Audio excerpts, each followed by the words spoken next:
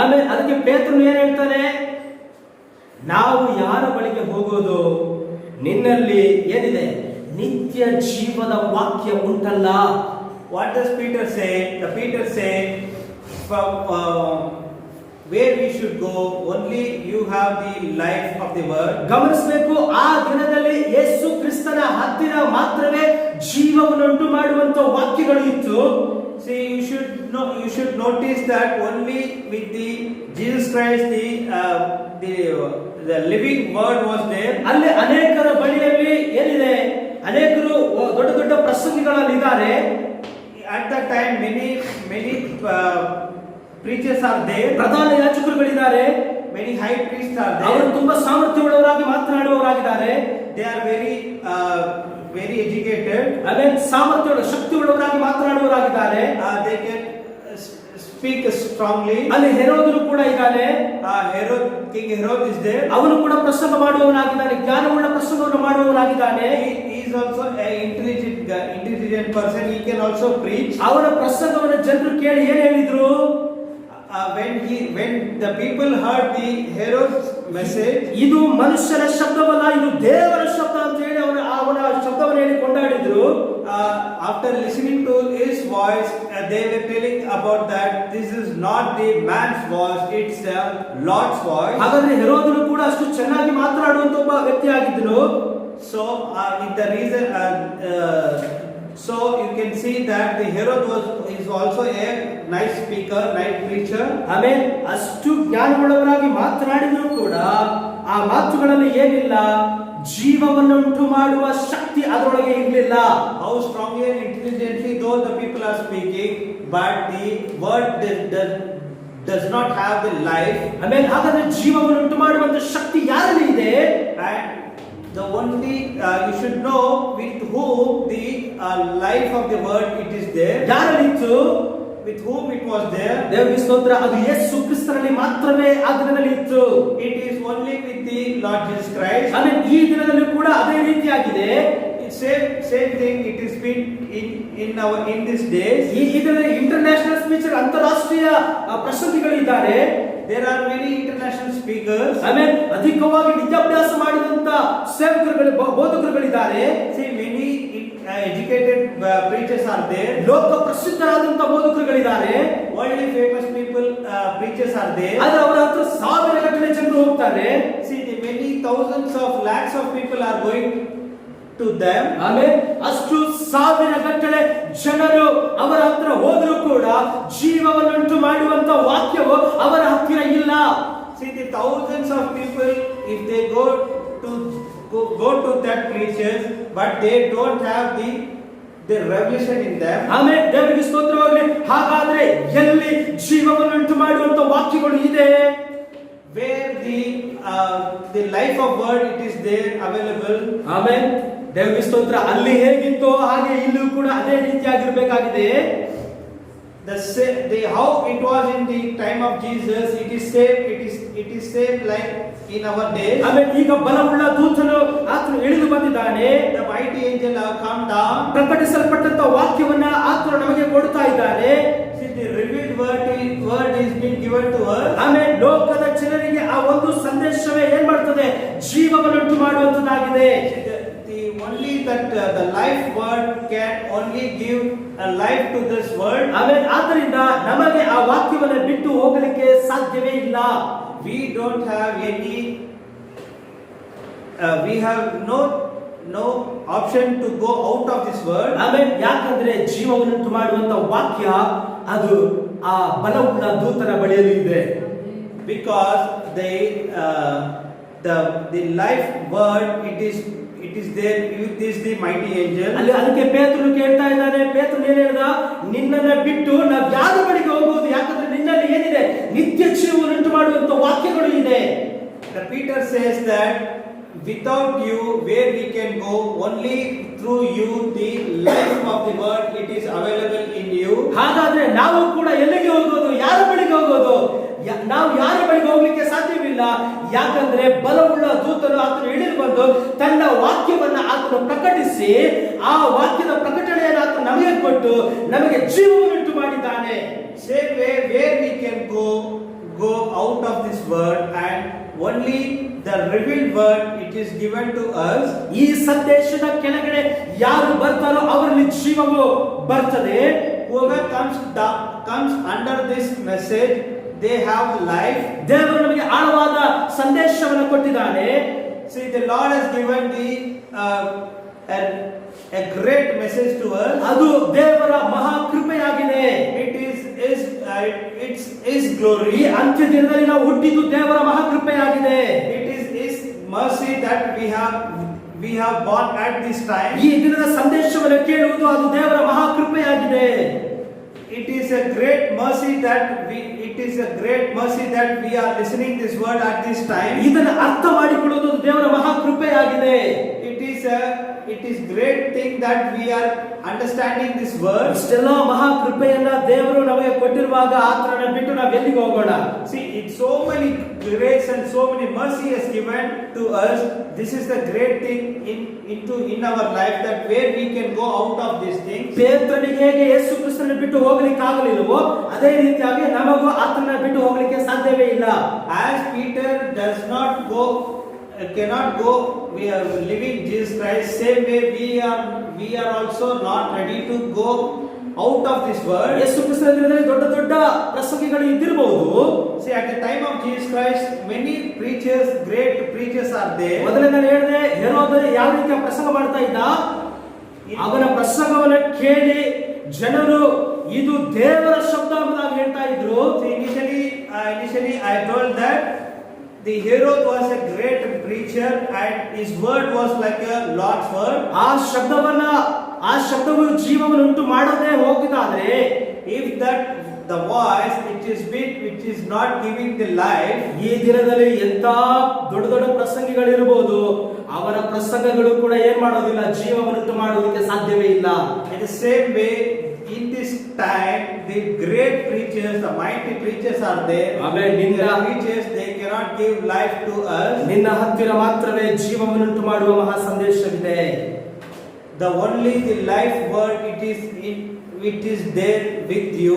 ಹಾಗೆ ಲೋಕದಲ್ಲಿ ಎಷ್ಟೋ ಸಂದೇಶಗಳಿದ್ರು ಕೂಡ ಈ ಒಂದು ಸಂದೇಶವು ಮಾತ್ರವೇ ಪ್ರಕಟಣೆಯನ್ನ ಉಂಟು ಮಾಡುತ್ತದೆ. See, in this world many messages are there, but only the message which is given by the Lord have the life. ತಿರುಗಿ 18ನೇ ಒಂದನೇ ವಾಕ್ಯದಲ್ಲಿ ಕೊನೆಯ ಭಾಗವನ್ನು ಓದ್ಕೊಳ್ಳೋಣ. ಅವನ ಪ್ರಭಾವದಿಂದ ಭೂಮಿಗೆ ಪ್ರಕಾಶ ಉಂಟಾಯಿತು. And you can see in chapter 18 verses 1. And the earth was lighted with His glory. Amen. ಅವನ ಪ್ರಭಾವದಿಂದ, ಇಲ್ಲಾಂದ್ರೆ ಆತನ ಮಹಿಮೆಯಿಂದ ಭೂಮಿಗೆ ಪ್ರಕಾಶ ಉಂಟಾಯಿತು. And the earth was lighted with His glory. ಹಾಗಾದ್ರೆ ಈ ಸಂಪೂರ್ಣ ಲೋಕಕ್ಕೆ ಅಂದ್ರೆ ಈ ಭೂಮಿಗೆ ಬೆಳಕನ್ನು ಕೊಡುವುದು ಏನು ಅಂತ ಹೇಳಿದ್ರೆ, ಪ್ರಕಾಶವನ್ನು ಉಂಟು ಮಾಡುವುದು ಏನಂದ್ರೆ ಈ ದಿನದ ಸಂದೇಶವೇ ಆಗಿದೆ. What is enlightening this earth at this time? That is the only message. ಲೋಕ ಸಂಪೂರ್ಣವಾಗಿ ಪಾಪದಲ್ಲಿ ಮುಳುಗಿದೆ. The world is into the sin. ಸೈತಾನನು ಸಂಸ್ಥೆ ಎಂಬ ಕತ್ತಲೆಯಲ್ಲಿದ್ದಾನೆ. Satan is in the darkness. ಹೀಗೆ ಎಲ್ಲವೂ ಕತ್ತಲೆ ಕವಿದಿರುವಾಗ, when dark is been overcome everything, ಈ ಒಂದೇ ಒಂದು ಬೆಳಕು ಮಾತ್ರ ಈ ದಿನದ ಸಂದೇಶವಾಗಿದೆ. See, the only one light, which is that light is the message. ಬಲವುಳ್ಳ ದೂತನು ಇಳಿದು ಬಂದಿದ್ದಾನೆ. The mighty angel have come down. ಆ ಮಹಿಮೆಯ ಪ್ರಕಾಶವೇ ಈ ಭೂಮಿಯಲ್ಲಿ ಪ್ರಕಾಶಿಸ್ತಾ ಇದೆ. The light it is been reflecting on us. ಆ ಬೆಳಕು ಈಗ ನಮ್ಮ ಮೇಲೆ ಪ್ರಕಾಶಿಸ್ತಾ ಇದೆ. See, the light is reflecting on us. Hallelujah. ಎಷ್ಟೊಂದು ಭಾಗ್ಯ ನಮ್ಮ ಮೇಲೆ ಇದೆ. It is how glory that we have that things. ಆಮೇಲೆ ನಾವೆಷ್ಟೊಂದು ಭಾಗ್ಯವಂತರಾಗಿದ್ದೇವೆ. See how we are so ಭಾಗ್ಯವಂತರು, ಧನ್ಯರು. See how we are though precious we are. ಆಮೇಲೆ ಆತನ ಮಹಿಮೆಯಿಂದ, ಅಂದ್ರೆ ಆತನ ಪ್ರಭಾವದಿಂದ ಭೂಮಿಯು ಬೆಳಕಾಗಿದೆ, ಪ್ರಕಾಶವಾಗಿದೆ. Through this word, the earth has been lightened. ಇಂದು ನಮ್ಮ ಹೃದಯ ಪ್ರಕಾಶವಾಗಿದೆ. See, today our heart has been glowing. ನಮಗೆ ರಕ್ಷಣೆಯ ಸಂತೋಷ ಇದೆ. We have the salvation, ರಕ್ಷಣೆಯ ಸಂತೋಷ. we have a redemption of Joy. redemption of a joy. ಆಮೇಲೆ ಪರಿಶುದ್ಧಾತ್ಮನ ಸಂತೋಷವು ನಮ್ಮೊಳಗೆ ಇದೆ. So we have the Holy Spirit joy in us. ಆದ್ದರಿಂದ ನಾವು ಲೋಕದಲ್ಲಿ ಒಂದು ವಿಶೇಷವಾದಂತ ಜನರಾಗಿದ್ದೇವೆ. See, we are very peculiar than the earthly people. ಯಾಕಂದ್ರೆ ನಾವು ಆತನ ಜನರಾಗಿದ್ದೇವೆ. Why? Because we are His people. ಆದ್ದರಿಂದ ನಮ್ಮನ್ನು ನೋಡಿ ನಮ್ಮ ಕರ್ತನು ಏನು ಹೇಳ್ತಾರಂದ್ರೆ, ನನ್ನ ಜನರೇ ಅವಳಿಂದ ಹೊರಗೆ ಬನ್ನಿರಿ. What is the calling is there? My people come out of her. ಯಾಕಂದ್ರೆ ಬ್ಯಾಬಿಲೋನ್ ಏನಾಗ್ತದೆ, ಬಿದ್ದು ಹೋಗುತ್ತದೆ. Why? Because the Babylon is going to fall down. Babel ಬಿದ್ದಳು. It has been told that the Babel is falling. ದೆವ್ವಗಳ ವಾಸಸ್ಥಾನವು, ಅಶುದ್ಧಾತ್ಮಗಳ ಆಶ್ರಯವು, ಅಪವಿತ್ರವಾಗಿಯೂ ಅಸಹ್ಯವಾಗಿಯೂ ಇರುವ ಸಕಲ ವಿಧವಾದ ಪಕ್ಷಿಗಳ ಪಂಜರವೂ ಆದಳು ಎಂಬುದಾಗಿ 18:2 ಬರೆಯಲ್ಪಟ್ಟಿದೆ. It has been told that in verses 2 that And Babylon is fallen and is become the habitation of devil and hold of every foul spirit and a cage of every unclean and hateful bird. ಆದ್ರಿಂದ ನೀವು ಅವಳನ್ನು ಬಿಟ್ಟು ಹೊರಗೆ ಬನ್ನಿರಿ. So that's the reason you come out of her. ಅಲ್ಲಿ ಏನಿದೆ, ಅಶುದ್ಧಾತ್ಮಗಳು ಇದೆ. In that what is there? ಅಲ್ಲಿ ಯಾರಿದ್ದಾನೆ? Unclean spirit. ಅಲ್ಲಿ ಒಬ್ಬ ಕುಡುಕ ಇದ್ದಾನೆ, There is a drunkard. ವ್ಯಭಿಚಾರ ಮಾಡುವವನಿದ್ದಾನೆ, There is adultery. ಕೊಲೆಗಾರನಿದ್ದಾನೆ, There is a murderer. ಸುಳ್ಳುಗಾರ ಇದ್ದಾನೆ, There is a untruthful man. ಕಳ್ಳನಿದ್ದಾನೆ, A robber is there. Panpara ಹಾಕುವನಿದ್ದಾನೆ, There are many people are there. Panpara ಹಾಕುವನಿದ್ದಾನೆ, The panpara people are there. Cinema ನೋಡುವವನಿದ್ದಾನೆ, The cinema people are there. ಎಲ್ಲ ಇಚ್ಛೆಗಳುಳ್ಳವನ ಅದರೊಳಗೆ ಇದ್ದಾನೆ, All lustful people are there. ಎಲ್ಲ ಅಶುದ್ಧಗಳು ಅಲ್ಲಿದೆ, The all unclean things are there. ಅಶುದ್ಧಾತ್ಮಗಳು ತುಂಬಾ ಇದೆ. The unclean spirits are there. ಒಂದ್ ಕಡೆ ರಾಜಕೀಯದಲ್ಲೂ ಇರ್ತಾರೆ, ಒಂದು ಕಡೆ ನಾವು ಕ್ರೈಸ್ತರೆಂಬುದಾಗಿ ಹೇಳ್ಕೊಂಡು ಇರ್ತಾರೆ. See, some people are there in politics and some people are there in also in church. ಇವೆರಡರಲ್ಲೂ ಇರ್ತಾರೆ. There are in both the things. ಆಮೇಲೆ ದೇವರಿಗೆ ಸ್ತೋತ್ರ, ಅದೇನಾಗಿದೆ, ಅದು ದೆವ್ವಗಳ ವಾಸಸ್ಥಾನವಾಗಿದೆ. It is the place of devils. ಆಮೇಲೆ ದೇವರಿಗೆ ಸ್ತೋತ್ರ, ಅಶುದ್ಧಾತ್ಮಗಳ ಆಶ್ರಯವಾಗಿದೆ. It is the fowl of unclean spirit. ಹಾಗಾದ್ರೆ ನನ್ನ ಮೇಲೆ ಹೇಳಿದಂತ ಆ ರೀತಿಯಾದ ಜನರೇ ಅಲ್ಲಿರ್ತಾರೆ.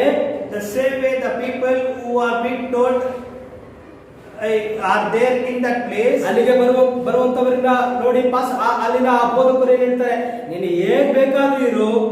If the pastors who are there tell that how you are like, ನೀನು ಹೇಗ್ ಬೇಕಾದ್ರೂ ಜೀವಿಸಬಹುದು, how you can live, ಆದ್ರೆ ಏನ್ ಮಾಡ್ಬೇಕು, ನೀನು ಚರ್ಚ್ಗೆ ಬರ್ಬೇಕು.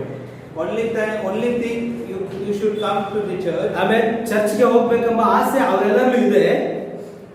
Only they have ಚರ್ಚ್ಗೆ ಹೋಗ್ಬೇಕೆಂಬ ಆಸೆ ಅವರಲ್ಲಿದೆ. they have the willing that they have to go to church. ಆದ್ರೆ ಅವರಲ್ಲಿ ಏನಿಲ್ಲ, ತಮ್ಮ ಜೀವಿತವನ್ನ ಬದಲಾಯಿಸಿಕೊಳ್ಬೇಕೆಂಬಂತ ಆ ಒಂದು ಆಸೆ ಅವರಲ್ಲಿ ಇಲ್ಲ. They are willing to go to church, but they don't have willing to change their mind. ಆ ಬೋಧಕರಿಗೆ ಅವರು ಬದಲಾಗುವುದು ಅವರಿಗೆ ಬೇಡ. See, the pastor doesn't have to change themselves. ಅವ್ರಿಗೆ ಏನ್ ಬೇಕು, ಚರ್ಚ್ನಲ್ಲಿ ತುಂಬಾ ಸದಸ್ಯರು ಇರಬೇಕು.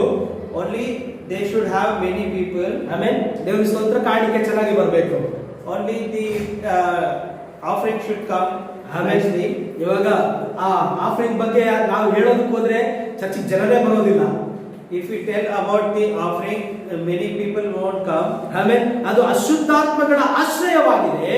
It is the fowl of a unclean spirit. ಆಮೇಲೆ ಅದರೊಳಗೆ ಹೋಗಬೇಡ್ರಿ ಎಂಬುದಾಗಿ ಹೇಳಿ ದೇವರ ಸ್ತೋತ್ರ ಕರ್ತನು ಹೇಳ್ತಾ ಇದ್ದಾನೆ. See, the Lord is telling, don't go into that. ಅಲ್ಲಿಂದ ನೀವು ಹೊರಗಡೆ ಬನ್ನಿರಿ. Come out of her. ಎಲ್ಲಿಗೆ ಬರಬೇಕು? To where we have to come. ವಾಗ್ದಾನ ಮಾಡಲ್ಪಟ್ಟಂತ ವಾಕ್ಯದೊಳಗೆ ಬರಬೇಕಾಗಿದೆ. We have to come into the predestinated word. ಆಮೇಲೆ ಈ ಕಾಲಕ್ಕಾಗಿ ಕೊಡಲ್ಪಟ್ಟಂತ ವಾಕ್ಯದೊಳಗೆ ಬಾ ಎಂಬುದಾಗಿ ಆ ಶಬ್ದ ಕರೀತಾ ಇದೆ. We have to come to the promised word. ಆಮೇಲೆ ದೇವರಿಗೆ ಸ್ತೋತ್ರ. ಹಾಗಾದ್ರೆ ಆ ಬಲವುಳ್ಳ ದೂತನು ಇಳಿದು ಬಂದು ಪ್ರವಾದಿಯೊಳಗೆ ಬಂದು ಏನ್ ಹೇಳ್ತಾ ಇದ್ರೆ, ಅವಳನ್ನ ಬಿಟ್ಟು ಹೊರಗೆ ಬಾ. See, the angels tells the angel of the voice tells her, "Come out of her, my people." ಆಮೇಲೆ ಅದು ಆ ದಿನದಲ್ಲಿ 7ನೇ ದೂತನೊಳಗಿದ್ದುಕೊಂಡು ಕೂಗ್ತಾ ಇತ್ತು. It was being told at that time of 7th angel. ಆದ್ರೆ ಈಗ ಅದು ನಮ್ಮೊಳಗೆ ಬಂದು ಕೂಗ್ತಾ ಇದೆ. Now it has come into us and it is calling. ಆಮೇಲೆ ದೇವರಿಗೆ ಸ್ತೋತ್ರ. ಈಗ ವಧುವು ಕೂಗ್ತಾ ಇದ್ದಾಳೆ ಏನಂತ ಹೇಳಿ, ಜನರೇ ಹೊರಗೆ ಬನ್ನಿರಿ.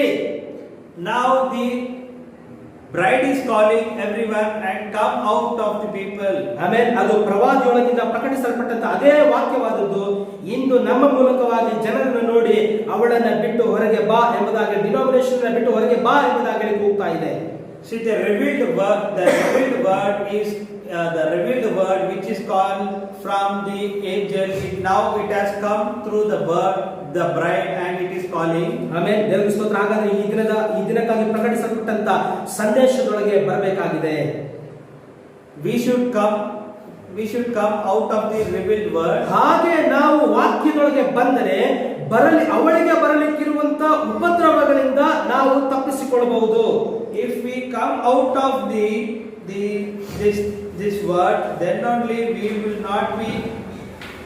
not receive the plagues. ಇಂದು ಆ ಶಬ್ದಕ್ಕೆ ಅವಿಧೇಯರಾದ್ರೆ ಅವಳಿಗೆ ಬರುವ ಉಪದ್ರವಗಳಲ್ಲಿ ಸಿಕ್ಕಿಕೊಳ್ತೀರಿ ಎಂಬುದಾಗಿ ಹೇಳಿ ಅದು ಹೇಳ್ತಾ ಇದೆ. It has been clearly told that if we does not come out of her, we will be into her plagues. ಇಲ್ಲಿ ಬಾಬೆಲಿನ ಕುರಿತಾಗಿ ಬರೆಯಲ್ಪಟ್ಟಿದೆ. See, here it has been clearly told about the Babylon. ಹಾಗಾದ್ರೆ ನಾವು ಬೈಬಲ್ನಲ್ಲಿ ಪ್ರಾಕೃತಿಕ ಬಾಬಿಲೋನ್ ಕುರಿತಾಗಿ ನಾವು ನೋಡಬೇಕಾಗಿದೆ. Here we should see literally the Babylon. ಅಂದ್ರೆ ನ್ಯಾಚುರಲ್ ಬ್ಯಾಬಿಲೋನ್, ಪ್ರಾಕೃತಿಕ ಬ್ಯಾಬಿಲೋನ್ ಕುರಿತಾಗಿ ನೋಡಬೇಕು. ಹಾಗೆ ಆತ್ಮಿಕ ಬ್ಯಾಬಿಲೋನ್ ಕುರಿತಾಗಿ ನಾವು ನೋಡಬೇಕು. Here we should see the natural Babylon and the spiritual Babylon. ಹಾಗಾದ್ರೆ ಎರಡು ಬ್ಯಾಬಿಲೋನ್ಗಳು ಇದೆ. There are two Babylons. ದೇವರಿಗೆ ಸ್ತೋತ್ರ. ಎರಡು ಪುಸ್ತಕ ಇದೆ. There are two books. ಹಳೆ ಒಡಂಬಡಿಕೆ, ಹೊಸ ಒಡಂಬಡಿಕೆ. There are two books. It is one is Old Testament and another one is New Testament. Hallelujah. ಹಳೆ ಒಡಂಬಡಿಕೆಯಲ್ಲಿ ಭೂಮಿಗೆ ಸಂಬಂಧಪಟ್ಟಂತ ಬ್ಯಾಬಿಲೋನ್ ಅನ್ನು ನಾವು ನೋಡ್ತೇವೆ. In Old Testament, it has been clearly told about the earthly Babylon. ಹೊಸ ಒಡಂಬಡಿಕೆಯಲ್ಲಿ ಆತ್ಮಿಕ ಬ್ಯಾಬಿಲೋನ್ ಅನ್ನು ನಾವು ನೋಡ್ತೇವೆ. In New Testament, it is being told about the spiritual Babylon. ಹಳೆ ಒಡಂಬಡಿಕೆಯಲ್ಲಿರುವಂತ ಬ್ಯಾಬಿಲೋನ್ ಒಂದು ಮಾದರಿಯಾಗಿ ಅದು ನಮಗೆ ಇಡಲ್ಪಟ್ಟಿದೆ. In the Old Testament, the Babylon, it has been written as a shadow. ಭೂಮಿಗೆ ಸಂಬಂಧಪಟ್ಟಂತ ಬ್ಯಾಬಿಲೋನ್ ನಲ್ಲಿ ಏನು ಸಂಭವಿಸಿತು ಅದು ಅಂತ್ಯಕಾಲದ ಈ ಒಂದು ಆತ್ಮಿಕ ಬ್ಯಾಬಿಲೋನ್ ಅದೇ ಸಂಭವಿಸುವಂತದ್ದಾಗಿದೆ. What and all things happened in the Babylon, it has been in the earthly Babylon. Will be happening in the spiritual Babylon. ನಿಮ್ಮ ಸತ್ಯವೇದವನ್ನ ಯೆರೆಮೀಯ ಪುಸ್ತಕಕ್ಕೆ ತಿರುಗಿಸಿರಿ. Let us turn to Jeremiah. ಯೆರೆಮೀಯ 25ನೇ ಅಧ್ಯಾಯ, Jeremiah 25. 11ನೇ ವಾಕ್ಯವನ್ನು ಓದಿಕೊಳ್ಳೋಣ. 25:11. ಈ ದೇಶವೆಲ್ಲ ಹಾಳಾಗಿ ವಿಸ್ಮಯಕ್ಕೆ ಗುರಿಯಾಗುವುದು ಮತ್ತು ಈ ಜನಾಂಗಗಳು ಬಾಬೆಲಿನ ಅರಸನನ್ನು 70 ವರ್ಷ ಸೇವಿಸುವರು. And this whole land shall be desolation and an astonishment, and these nations shall serve the king of Babylon 70 years. ಇಲ್ಲಿ ಏನ್ ಬರೆಯಲ್ಪಟ್ಟಿದೆ? ಇಲ್ಲಿ ಯೆರೆಮೀಯನು ಏನ್ ಹೇಳ್ತಾ ಇದ್ದಾನೆ? ಅವರು 70 ವರ್ಷಗಳ ಕಾಲ ಯಾರನ್ನ ಸೇವಿಸ್ತಾರೆ? ಬಾಬೆಲಿನ ಅರಸರನ್ನ ಸೇವಿಸ್ತಾರೆ ಎಂಬುದಾಗಿ ಬರೆಯಲ್ಪಟ್ಟಿದೆ. Here what it has been written that for the 70 years they should serve the king of Babylon. ಹಾಗಾದ್ರೆ ಇವರು ಏನು ಅನುಭವಿಸಬೇಕು? ಸೆರೆಯ ವಾಸವನ್ನು ಅವರು ಅನುಭವಿಸಬೇಕಾಗಿದೆ. So what they should go into the slavery. ಯಾರು? ಇಸ್ರಾಯೇಲ್ ಜನರು. Who? The Israel people. ದೇವರ ಸ್ತೋತ್ರ. ಇದನ್ನು ನಾವು ಗಮನಿಸಬೇಕು. ಐಗುಪ್ತದಲ್ಲಿ ಇಸ್ರಾಯೇಲ್ ಜನರು ಇರುವಾಗ ಏನಾಗಿದ್ರು? When the Israel people who were in the Egypt, how they were? ಏನಾಗಿದ್ರು? ಗುಲಾಮರಾಗಿದ್ರು. They were into the slavery. ದೇವರ ಸ್ತೋತ್ರ. ಅವರು ಅರಣ್ಯದಲ್ಲಿ ಬರುವಾಗ ಅವರು ದೇವ ಜನರಾಗಿದ್ರು.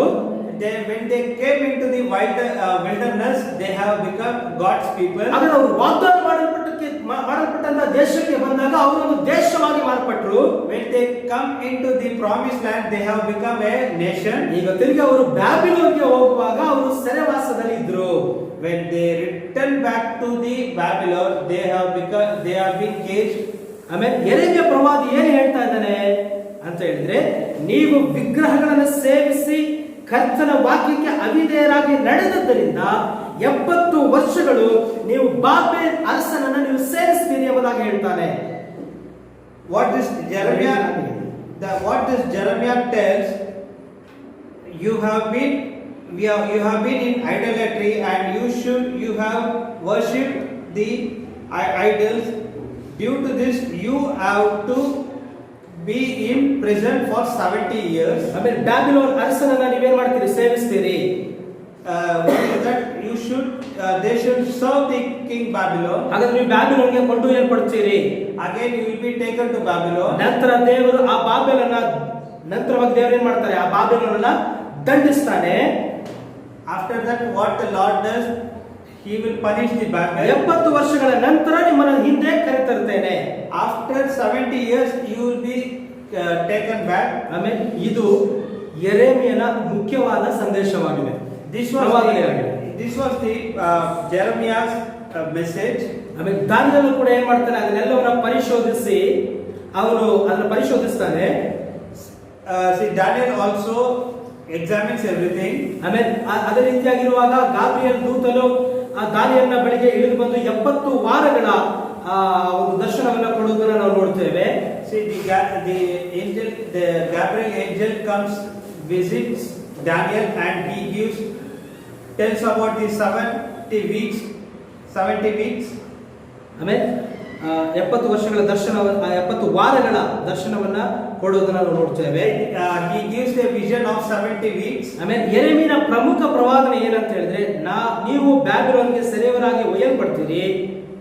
ಇದೇ ಪ್ರವಾದನೆ ಅವನ ಪ್ರಮುಖವಾದ ಪ್ರವಾದನೆ ಆಗಿತ್ತು. Jeremiah's prophecy was, you should serve the king for 70 years. ಆಮೇಲೆ ದೇವರಿಗೆ ಸ್ತೋತ್ರ. ಅದನ್ನ ಅನೇಕ ಪ್ರವಾದಿಗಳು ಕೇಳಿ ಏನ್ ಮಾಡ್ತಾರೆ?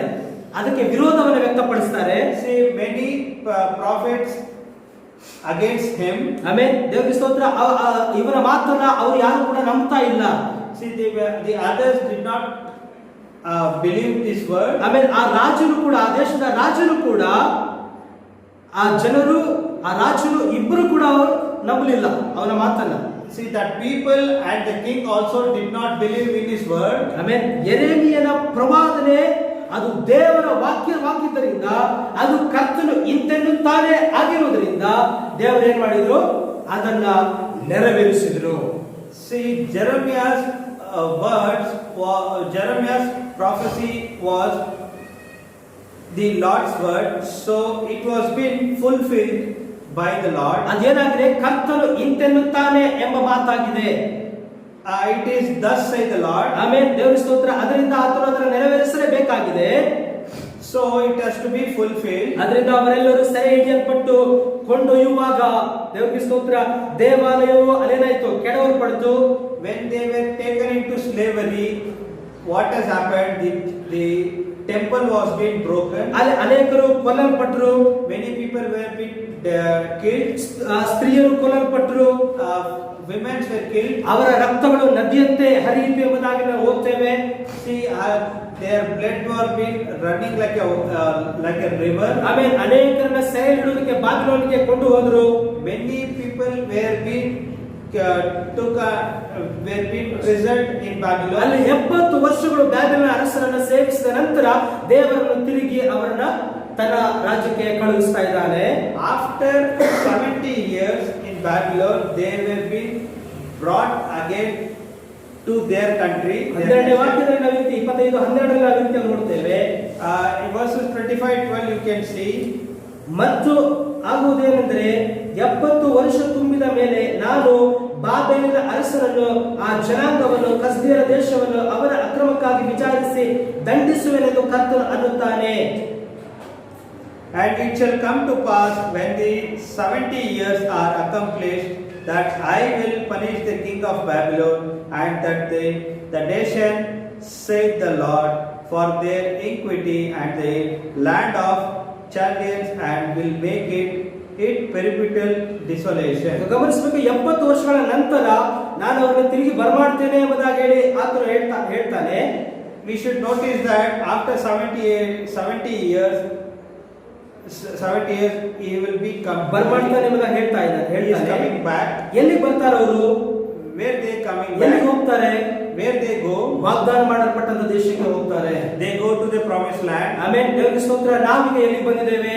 Where we have come. ಬಾಬೆಲನ್ನ ಬಿಟ್ಟು ನಾವು ಎಲ್ಲಿಗೆ ಬಂದಿದ್ದೇವೆ? Where we have come. We have denomination ಬಿಟ್ಟು ನಾವು ಎಲ್ಲಿಗೆ ಬಂದಿದ್ದೇವೆ? We have come out of the denomination. ವಾಗ್ದಾನ ಮಾಡಲ್ಪಟ್ಟಂತ ವಾಕ್ಯದೊಳಗೆ ಬಂದಿದ್ದೇವೆ. Where we have come to the promised word. ಹಾಗಾದ್ರೆ ಇಸ್ರಾಯೇಲರು ಆ ದೇಶವನ್ನ ಬಿಟ್ಟು ಎಲ್ಲಿಗೆ ಹೋಗ್ತಾರೆ?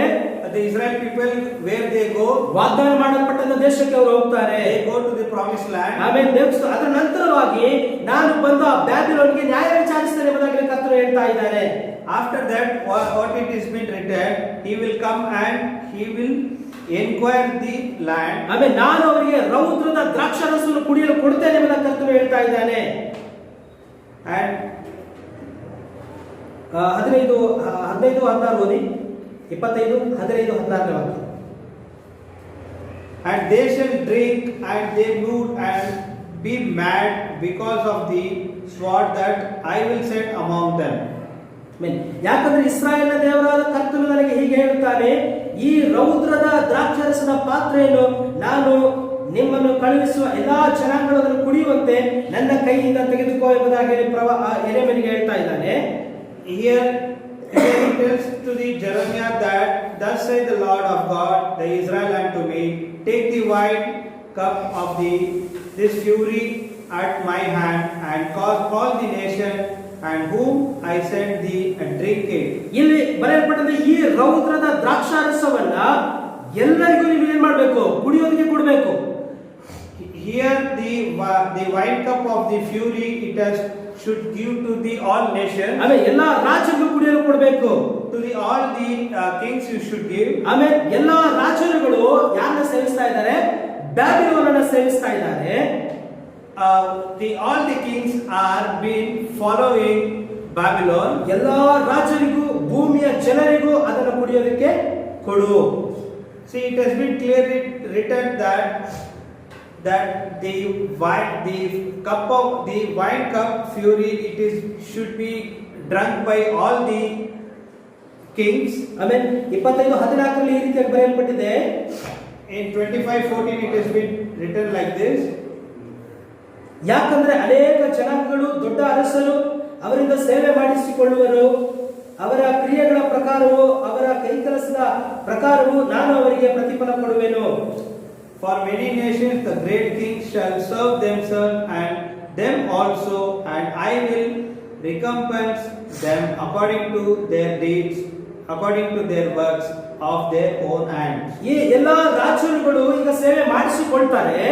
See, here all great kings serve themselves. ಆದ್ರೆ ಇವರು ಏನ್ ಮಾಡಿದ್ರು ಅಂತಂದ್ರೆ ಇವರೆಲ್ಲರೂ ಕೂಡ ಆ ಬಾಬೆಲನ್ನ ಸೇವಿಸ್ತಾ ಇದ್ರು. What they have done, they have been worshipping the Babylon. ಯಾರ್ಯಾರು ಅವರನ್ನ ಸೇವಿಸ್ತಾ ಇದ್ರು ಅವರೆಲ್ಲರೂ ಕೂಡ ಈ ರೌದ್ರದ ಪಾತ್ರೆಯಲ್ಲಿ ಕುಡಿಬೇಕು. Who and all worshipping Babylon, they have to drink the wine cup of this fury. ಅದೇ ರೀತಿಯಾಗಿ ಆ ಪ್ರಕಟಣೆ ಗ್ರಂಥ 18ರಲ್ಲಿ ಏನು ಬರೆಯಲ್ಪಟ್ಟಿದೆ? ಎಲ್ಲಾ ಜನಾಂಗಗಳು ಅವಳ ಜಾರತ್ವ ಎಂಬ ಕೋಪದ ದ್ರಾಕ್ಷಾರಸವನ್ನ ಕುಡಿದು ಮತ್ತರಾದರು ಎಂದು ಹೇಳಲ್ಪಟ್ಟಿದೆ. In same way it is been written in Revelation chapter 18, whoever drank this at 18:3 people that were not partakers.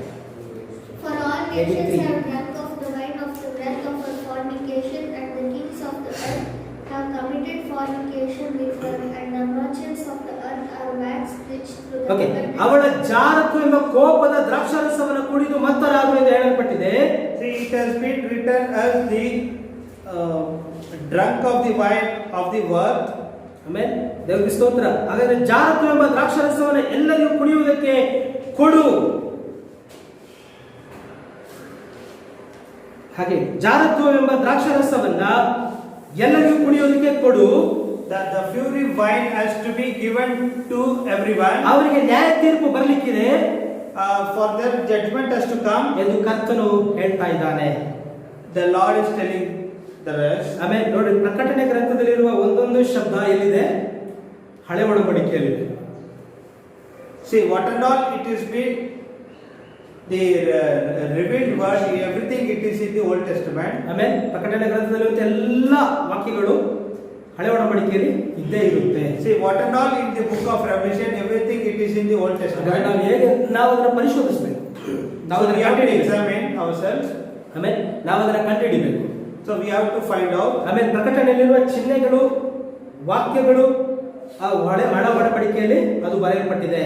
See, what and all it is there in the Revelation, the signs. ಇವಾಗ ನಮ್ಗೆ ಗೊತ್ತು ಹಳೆ ಒಡಂಬಡಿಕೆ ಹೊಸ ಒಡಂಬಡಿಕೆಗೆ ಏನಾಗಿದೆ ಅಂದ್ರೆ ಅದು ನೆರಳಾಗಿದೆ. Everything we have to find out, and the Old Testament is a shadow for us. ಹೊಸ ಒಡಂಬಡಿಕೆ ಏನಾಗಿದೆ ಅಂದ್ರೆ ಅದು ನಿಜವಾಗಿದೆ. See, the New Testament it's a real. ಆಮೇಲೆ ಹಾಗಾದ್ರೆ ಹಳೆ ಒಡಂಬಡಿಕೆ ಮತ್ತು ಹೊಸ ಒಡಂಬಡಿಕೆ ಎರಡು ಸೇರಿ ಪ್ರಕಟಣೆ ಪುಸ್ತಕವನ್ನು ಅದು ತೋರಿಸ್ತಾ ಇದೆ. See, the Old Testament and the New Testament it's showing the book of Revelation. ಆಮೇಲೆ ಇದರಲ್ಲಿ ಬೈಬಲ್ ಇರುವ ಎಲ್ಲವೂ ಕೂಡ ಈ ರೆವಲ್ಯೂಷನ್ ಪುಸ್ತಕದಲ್ಲಿ ಬರೆಯಲ್ಪಟ್ಟಿದೆ. So what and all it is been written in this Bible, everything it is been noted in in the book of Revelation. ಅದಕ್ಕಾಗಿ ಕರ್ತನು ಏನ್ ಹೇಳ್ತಾ ಇದ್ದಾನೆ, ಇದನ್ನ ಕೇಳುವವನು ಓದುವವನು ಇದರಲ್ಲಿ ಪ್ರಕಟಣೆ 1ನೇ ಅಧ್ಯಾಯ 3ನೇ ವಾಕ್ಯದಲ್ಲಿ ಈ ರೀತಿ ಬರೆಯಲ್ಪಟ್ಟಿದೆ. In the Revelation chapter 1, ಇದನ್ನು ಓದುವಂತವನು, ಈ ಪ್ರವಾದನ ವಾಕ್ಯಗಳನ್ನು ಕೇಳುವಂತವನು, ಅದರಲ್ಲಿ ಬರೆದಿರುವಂತವನು ಕಾಪಾಡುವಂತವನು ಧನ್ಯರು, ಯಾಕಂದ್ರೆ ಕಾಲವು ಸಮೀಪವಾಗಿದೆ. 1:3 Blessed he that readeth, and that they hear the words of his prophecy, and keep those things which are written therein, for the time is at hand. ಹಾಗಾದ್ರೆ ದೇವರ ಸ್ತೋತ್ರ. ಇದನ್ನ ಕೈಕೊಳ್ಳುವಂತ ನಾವು ಏನಾಗಿದ್ದೇವೆ ಅಂದ್ರೆ ಭಾಗ್ಯವಂತರಾಗಿದ್ದೇವೆ. who we are the people who are listening to it, or we are blessed people. ಆಮೇಲೆ ಈ ಪ್ರಕಟಣೆ ಗ್ರಂಥದ ವ್ಯಾಖ್ಯಾನ ಯಾರಿಗೆ ಕೊಡಲ್ಪಡುತ್ತೆ? See, the revealed word is being given to whom? ಅಂತ್ಯಕಾಲದ ಮೊದಲ ಗೀತೆಗೆ ಕೊಡಲ್ಪಡುತ್ತೆ. So it is being given to the end time bride. ಆಮೇಲೆ ಬೇರೆ ಯಾರಿಗೂ ಅದು ಕೊಡಲ್ಪಡಲಿಲ್ಲ. It is not given to any of us. ಇಷ್ಟು ವರ್ಷಗಳು ಅದನ್ನ ದೇವರು ಮರೆ ಮಾಡಿ, so many years it is been secretly kept.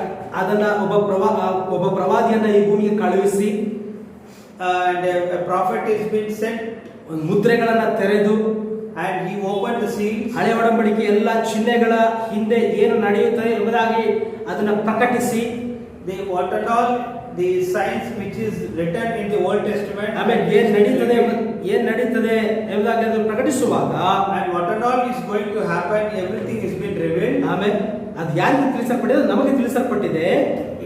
To whom it has been revealed? ಯಾರು ಭಾಗ್ಯವಂತರು?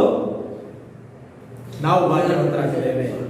See, we are the people to receive that. ಆಮೇಲೆ ಈ ಪ್ರಕಟಣೆಯನ್ನು ಹೊಂದಿರುವವರು ಏನಾಗಿದ್ದಾರಂತೆ? ದೇವರುಗಳಾಗಿದ್ದಾರಂತೆ. The people who have received this revelation, who are they? They are gods. ನಾವೇನಾಗಿದ್ದೇವೆ? ಚಿಕ್ಕ ದೇವರುಗಳಾಗಿದ್ದೇವೆ. Who we are the small gods. ಆಮೇಲೆ ಆ ಒಂದು ಸ್ಥಾನ ಯಾರಿಗಿತ್ತು ಮೊದಲು? ಆದಾಮಿಗಿತ್ತು. The position of the small god was with whom? ಅವನ ಒಂದು ಹುಟ್ಟಿ ದೇವರಾಗಿದ್ದ. It was with Adam. He Amen. was a small god. ದೇವರಿಗೆ ಸ್ತೋತ್ರ. ಈಗ ಅದು ಎಲ್ಲಿ ಬಂದಿದೆ? ಅದು ನಮ್ಮ ಹತ್ರ ಬಂದಿದೆ. Hallelujah. Now where it has come, where it has gone, it has come into us. ನಾವು ಏನಾಗಿದ್ದೇವೆ? ಚಿಕ್ಕ ದೇವರುಗಳಾಗಿದ್ದೇವೆ. Whom we are the small gods. Amen.